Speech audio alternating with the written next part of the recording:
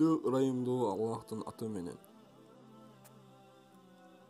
40 жыл күнөө иш кылган адамдын окуясы. Муса алейхиссаламдын доорунда Аллах Таала анын элине курукчулук берди.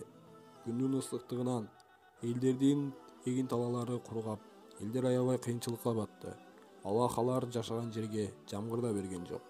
Элдер күндүн ысыгынан, жамгыр жаабагандыгынан элдер аябай кыйналышты. Бир күнү Муса алейхиссаламга элдердин баары чогулуп келип, Аллахтан жамгыр сурап дуа кылуусун суранышты. Муса алейхиссалам менен бирге элдердин баары чогулуп дуа кылышты. Бирок асмандагы турган булуттар жоголуп, жамгыр жаабай эле кайрадан күндүн ысыктыгы күчөдү. Ошол мезгилде Муса алейхиссаламга Аллахтан кабар келди. О Муса, сенин элиңдин арасында 40 жылдан бери күнөө ишин токтотпогон бир адам бар. Ошол адам ыймандуулардын арасынан чыгып, жер которуп кеткенде гана мен силерге салкындык жана жамгыр берем деген кабар келди. Муса алейхиссалам элдерге кайрылып, алардын арасында Аллахтын буйругун аткарбай 40 жылдан бери күнөө иш кылган бир адам бар экенин айтып, ошол адам силердин араңардан чыгып башка жака жер которуп кеткенде гана Аллахтын ырайымы келет деп айтат.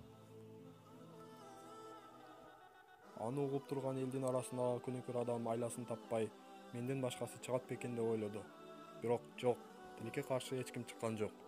Күнөөкөр адам ичинен ойлонуп, эгер азыр мен эл арасынан чыксам, шерменде болом. Эгер чыкпасам, күндүн ысык аптабында баарыбыз өлөбүз деп ойлоду. Күнөөкөр адам ичинен ойлонуп, эгер азыр мен эл арасынан чыксам, шерменде болом.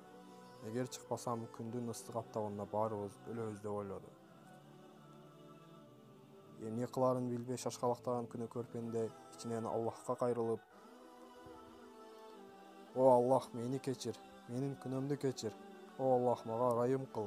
Мен 40 жылдан бери кылган күнөөмө мындан кийин эч качан кайтпайм деп көз жашын агызып, ичинен тооба кылып турган мезгилде асманды булут каптап, жамгыр жаап кирди. Жамгырдын жерге түшкөн тамчыларын көргөн адамдар кубанычка батты. Элдер бактылуулукка бөлөндү. Муса алейхиссалам жамгыр жаап киргенде Аллахка мындай деп кайрылды: О Аллах, сенин ырайымдуулугуң чексиз, мээримдүүлүгүңдүн чеги жок. Чындыгында 40 жыл күнөө кылган адам биздин арабыздан чыгып кетпесе да, сен мээримдүүлүгүңдүн чеги жоктугунан бизге жамгыр бердиң деп шүгүр келтирди. Ошондо Аллахтан аян келип: О Муса, бул жамгырды ошол 40 жыл күнөө кылган адамдын чыныгы кылган тобосунан улам бердиң. Анын чын жүрөгүнөн кылган дуаларын кабыл алгандыгым үчүн силерди жамгыр менен бактылуулукка бөлөдүм дейт. Муса алейхиссалам ал адам ким экенин аябай билгиси келип, аябай кызыгып, ал Аллахка кайрылып: О жараткан, анын ким экенин мен билгим келет. Суранам, аны мага көрсөтчү. Мен аны көргүм келет.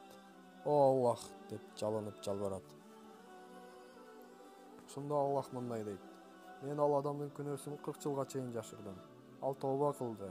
Ал тооба кылган соң анын күнөөлөрүн кечирдим. 40 жыл анын күнөөсүн жашырып, эми анын күнөөсүн ачыкка чыгарат деп ойлойсуңбу?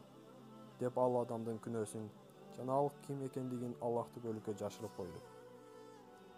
Урматтуу момун мусулман бир туугандар, сиздин да Аллах тарабынан жашырылган күнөөңүз бар.